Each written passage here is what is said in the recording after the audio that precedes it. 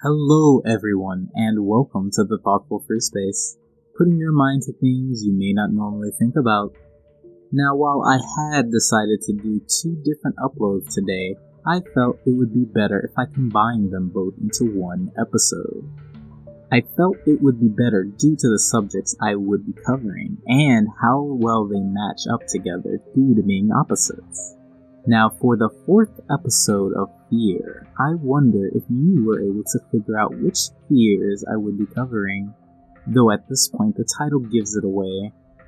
The fears today deal with people who may not only become frightful at the shock of being closed in, but as well as those who dislike large crowds and open spaces.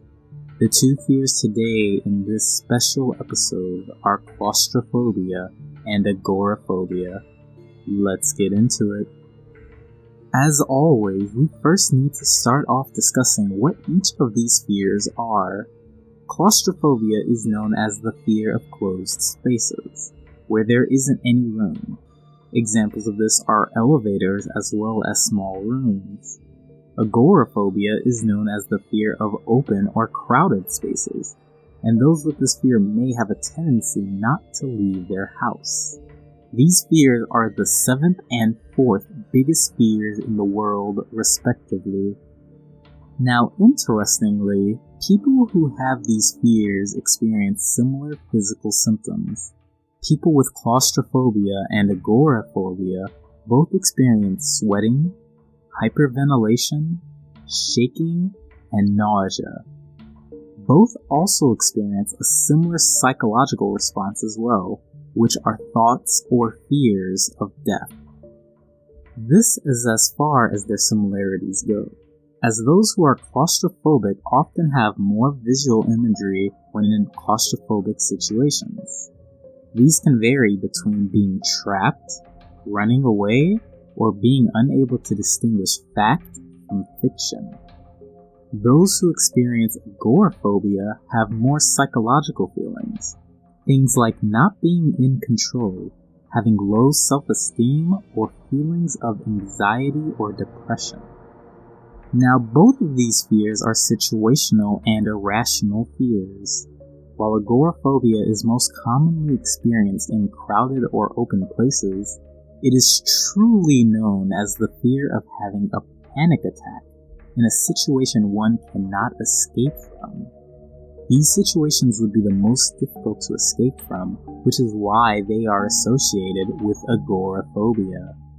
Not only that, but in some cases, people with agoraphobia may also have claustrophobia. You can see now why I wanted to combine these two episodes.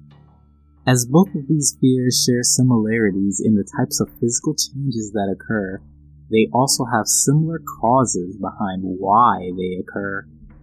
In both agoraphobia and claustrophobia, it is thought that these fears may have come from traumatic experiences, those that have trouble with spatial orientation, as well as those who have an underlying history with panic disorders or are prone to panic attacks.